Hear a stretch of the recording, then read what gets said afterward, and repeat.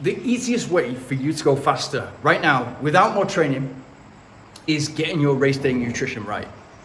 And not only getting your race day nutrition right, but practicing with that race day nutrition in your training schedule. I'm going to tell you by the end of this video exactly how to implement it and how many grams of carbohydrate you should be taking per hour and what you probably think right now that you're taking, if you're taking anything at all. But I promise you, this is when I got my biggest breakthroughs in the marathon and the ultra marathon, 100K. That enabled me, by understanding race day nutrition and training with it, it allowed me to train harder and faster so that I was able to run 2 hours 21 for the marathon and 6 hours 41 and win the British Championships for 100K. And this was the breakthrough, literally nutrition. So most people think this is a typical gel. It's a Morton gel. This is not a commercial, although they do sponsor me. This has got 25 grams of carbohydrate, 100 calories, magnesium, potassium, and sodium. Those minerals are good for muscle function and helping you not to get cramps. But that's a typical gel.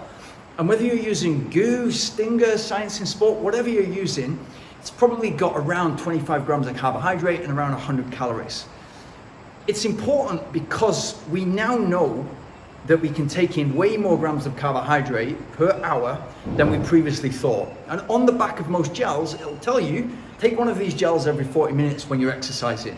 And we think of that, exercising, we think that means our marathon or our target half marathon or ultra marathon.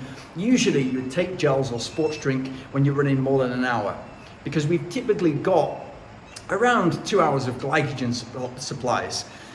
And when they run out, and for some people it'll run out sooner and some later, but when they run out, that's what we call hitting the wall. And that's what's described as hitting the wall. And it's a painful experience because not only have you missed your target, your race target, and probably it's going to be a really tough battle to get to the finish, but you learn what it feels like to cramp severely. You learn what it feels like to literally not have enough calories get into the brain to make good decisions. It's an all-out wall if you hit the wall. And there's no turning back from that, or it takes time. So if you follow the advice on the back of a gel, 25 grams of carbohydrate, 100 calories per gel, and you take one every 40 minutes, that's 37.5 grams of carbohydrate and 150 calories. What we now know is that you can be taking at least double that. I take 80 grams of carbohydrate, and Eliud Kipchoge, for example, takes 100 to 110 grams of carbohydrate per hour.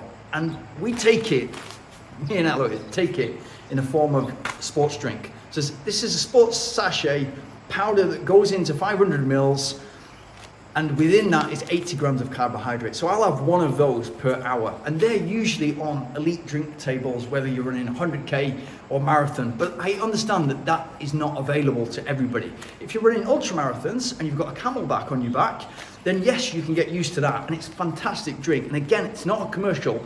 It's just the best stuff out there. It's what most of the riders in the Tour de France use. But if you're using the gel, where do you implement it into your training? Why do you implement it into your training? So you can't just rock up on race day, despite what some of my close friends think when they call me from the expo and ask me, should I be taking gels tomorrow? If so, which type of gels?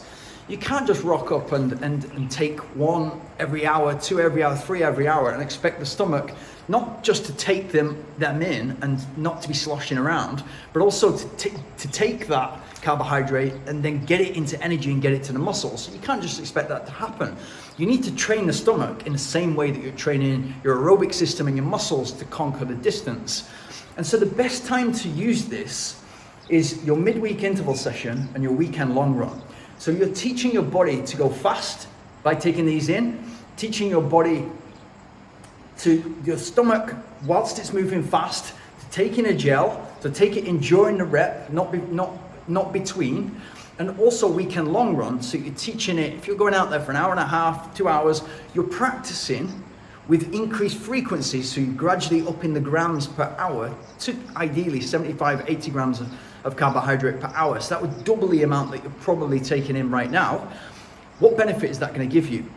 Now, in the 2 key sessions where you have the most muscle breakdown, essentially what it's doing for you, number one, is it's preventative maintenance. So it's stopping muscle breakdown before it happens, or it's helping to prevent as much muscle breakdown before it happens. So when I'm going fast and say I'm doing 8 times 1 kilometer and running as fast as I possibly can for that session, I'll take these, and rather than sort of finish the session, start to take sugar in and then some protein later and work on my recovery that way, and as I always say, recover like a pro, I'm already doing that from the first 20 minutes.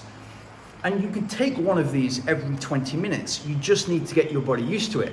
Again, on the long run, you're teaching your body to take more of these. So every 20 or 30 minutes, you take one of these, and then you're taking many of them. And you know what it feels like if you've not got used to a gel and all of a sudden you've had to take 8 or 9 of them in a race. It gets sickly after a point. I used to love goo gels because I really look forward to having the salted caramel or the espresso love, whatever it's called. And they're really light and small as well, so they're easy to carry for ultra marathons. But if you take too many and you're out there for 6-7 hours or more, it's going to start to get sickly and you'll want something else. So you need variety. And to understand that and what you're actually going to feel like, you can try that in your long run to understand what it feels like to use many of them over hours. So if you're doing what I was doing 7 years ago, and you're taking every 40 minutes a gel, so 37.5 grams of carbohydrate per hour, 150 calories, and you want to get that up to where I am, or 75, 80 grams of carbohydrate, then you need to gradually increase. So gradually increase the frequency in which you're taking a gel. I'm talking about gels mainly because it's most accessible for people. And logistically, in a race, it's more difficult to have your drinks placed everywhere. Unless you've got friends all over London, for example, and you can have somebody taking a bottle. But I will warn you about this because it's happened to me.